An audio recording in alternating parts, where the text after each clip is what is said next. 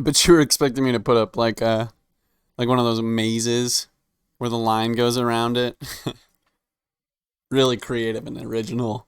That's what that would be. It would be a really original thought to draw a line that goes around the maze instead of through the maze. Because like you're thinking differently. You don't. It's because if think about it. Because think about it. If it's lateral thinking, a concept that may seem incredibly dull to some, but remarkably powerful to others. Over the past year or so, I've developed an obsession for lateral thinking, or more specifically, lateral thinking puzzles. If you've been at all a part of my Twitch streams lately, this really wouldn't come as a surprise to you, because we've been solving lateral puzzles for about a week and a half now. But lateral thinking was first introduced to me by my friend Ty when he brought me what is now my favorite puzzle. It's called Albatross Soup.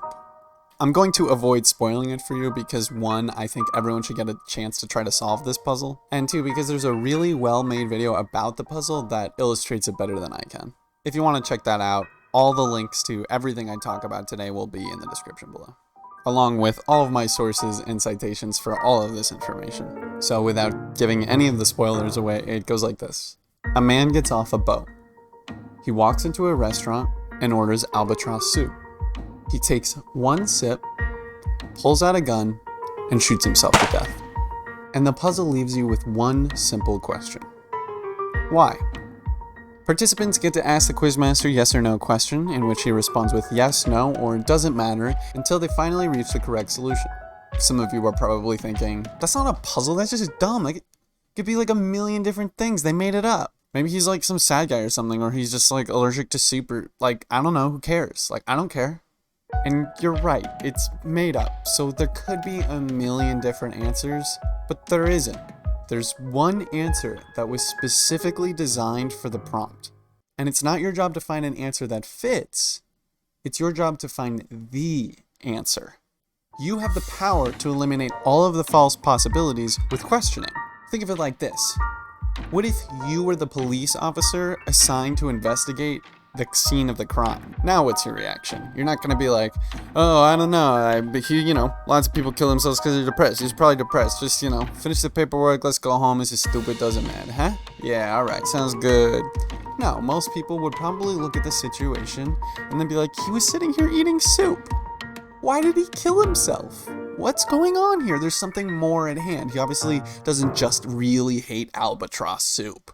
And the advantage you have over a police officer is that you have a quizmaster who can give you matter-of-factly yes or no to every single question you have. So please don't be deterred by the difficulty of these puzzles, because I promise you, finding the solution is incredibly rewarding.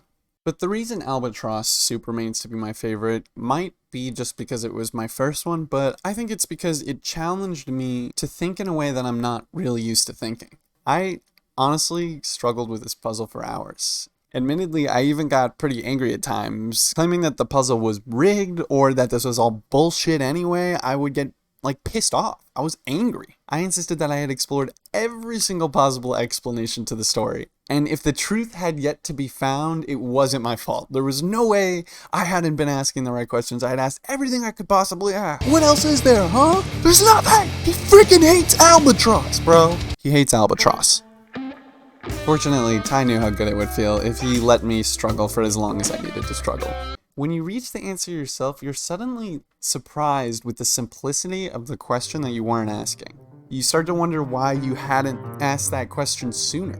And then shortly after that, you start to ask yourself, what did I do that I started thinking about these useful questions that were right beneath my nose? Like, how did I change my way of thinking to suddenly access these new, useful, but surprisingly simple questions? And how can I consistently access my brain in a way that lets me ask these kinds of questions? Well, to be honest, that's a pretty large topic to cover, and fortunately somebody else already has. In 1967, a Maltese psychologist by the name of Edward de Bono first used the term lateral thinking in his book, The Use of Lateral Thinking. De Bono believed that thinking ought to be its own subject taught in school. Just the idea of thinking. How do we think? Let's learn about it. Let's understand the way we think so we can adjust it and use it. Here he is describing lateral or creative thinking. Everyone knows that creativity is important, that advances happen through creativity, new products, new services, new ways of marketing, ways of cutting costs require creativity. But where does it come from? Sometimes we think it's some sort of natural talent which some people have and others can only envy. You're creative or you're not creative. Indeed, sometimes creative people feel that they're the only ones who can be creative. This is simply not true. Creativity is a skill which everyone can learn.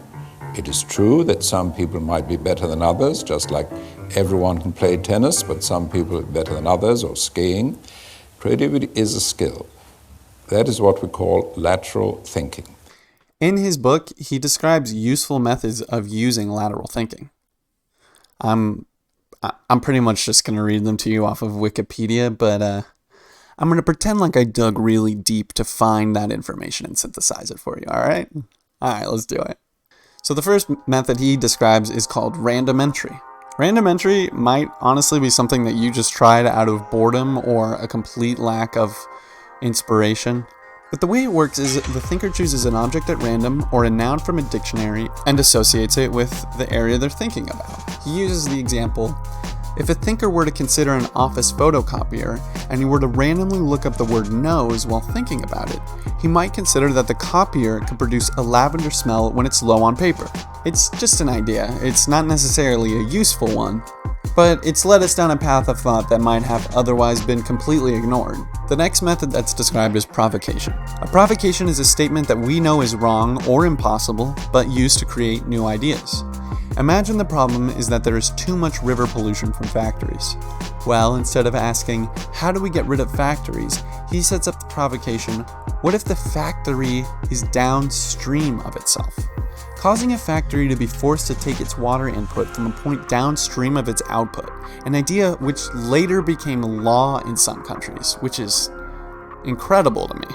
Suddenly, factories are forced to deal with the direct consequences of their own pollution.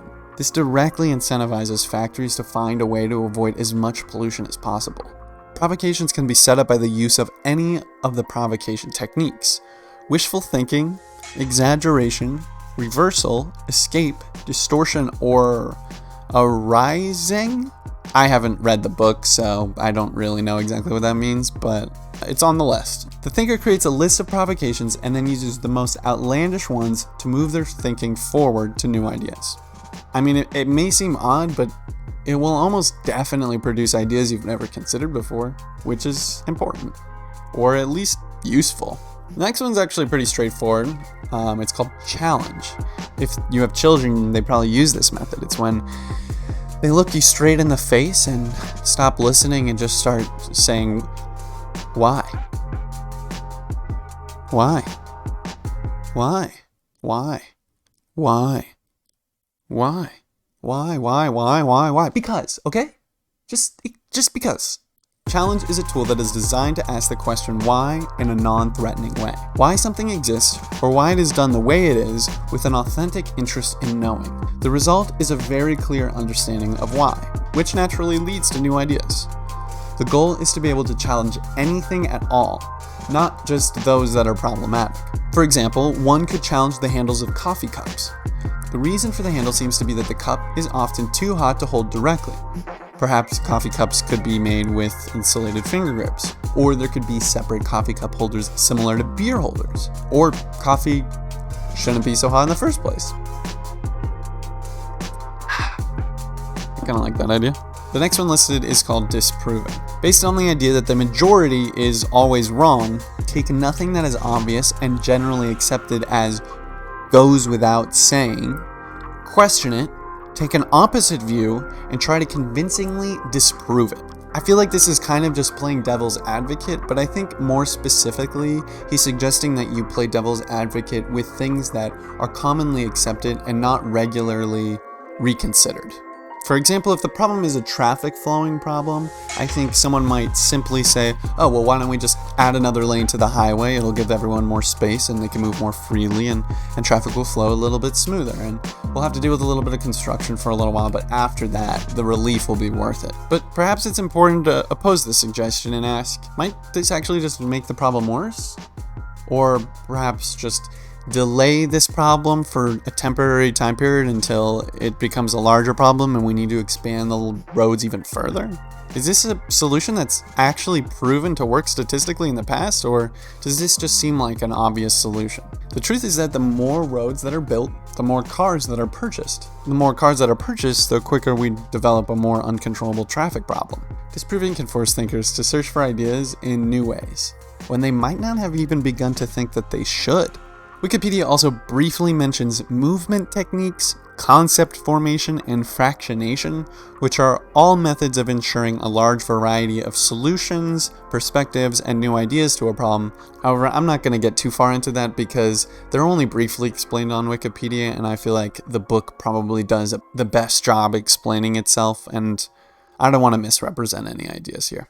And personally, I feel as though I've uncovered new tools that I can have at my disposal. However, it should be mentioned that some consider de Bono's way of thinking a sort of pseudoscience. In the Handbook of Creativity, Robert J. Sternberg writes, "Equally damaging to the scientific study of creativity, in our view, has been the takeover of the field in popular mind by those who follow what might be referred to as pragmatic approach. Those taking this approach have been concerned primarily with developing creativity, secondarily with understanding, but almost not at all with testing the validity of their ideas about it."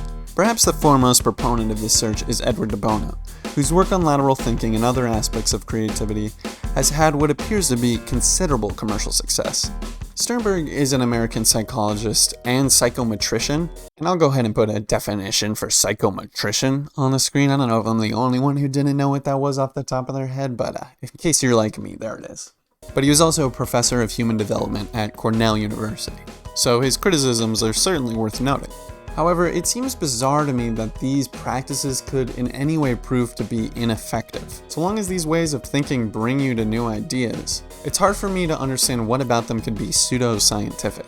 In what way does Sternberg expect de Bono to be testing the validity of their ideas about it? Does an example of the usefulness of his practice not serve as evidence enough? Others go on to say, he is more interested in the usefulness of developing ideas than proving the reliability or efficacy of his approach. I think the general criticism being that a variety of uncommon solutions might actually just be a really large waste of time that results in a lack of actually usable solutions. To which I would say, keep trying?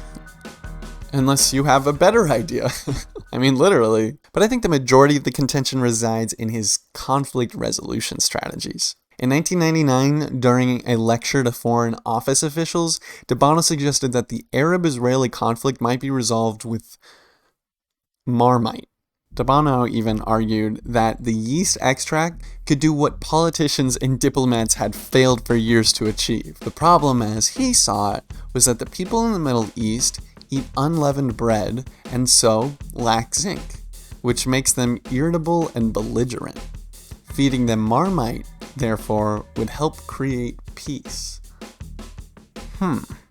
Now, I'm not a health expert, physical or mental, but I can see why his ideas might be considered a bit controversial. But at the same time, I have to say that I think there's something brave about sharing an idea that you expect people to perceive as pretty silly. And although it might seem like an oddly specific and simple solution to an incredibly complex problem, perhaps considering the health of the Arab and Israeli people isn't the worst avenue to begin solution testing, right? Like, it can't possibly hurt to provide them with food sources, and I know a healthier diet can put me in a more agreeable mood, even when I firmly believe that it can't. You put like a snack in my mouth and I go, oh, who was I? Snickers. Betty White. Well, the truth is that I don't know, but I will never be in a position of solving international conflict, so within the creative community, de Bono's work is celebrated. In fact, de Bono was incredibly cherished by the Maltese community. Unfortunately, Edward de Bono passed very recently, on June 9th, 2021. The day after, the president of Maltese tweeted this: "The passing away of Professor Edward de Bono is to be considered as a loss to the whole nation. As the promoter of lateral thinking, he acquired international fame and put Malta on the map. he changed the proverbial put on your thinking cap concept to one using colored hats, which is a specific reference to one of his books called The 6 Colored Hats or something like that. 6 colored hats? There's 6 hats and they're colorful. So in conclusion, I think Edward had some incredible ideas, and I believe in the idea of practicing creativity. So if you're like me, you'll probably eventually pick up a copy of the Bono's Lateral Thinking book, and if you want to practice creativity, don't do that. Every Sunday and Tuesday on twitch.tv/Timmbuck, we'll be doing lateral thinking puzzles. I'll probably be playing Minecraft or editing photos or doing something in the background while I chit chat with you, act as quizmaster, and we solve lateral thinking puzzles. They're honestly really challenging, but they've produced some of the most fun streams I've had. So if you're looking for a stream where you really want to participate and play a game with people, my stream's kind of the place to be. Anyway, I hope you guys got something out of this. That's all for now, but subscribe and like for more interesting stuff like this. Thank you guys.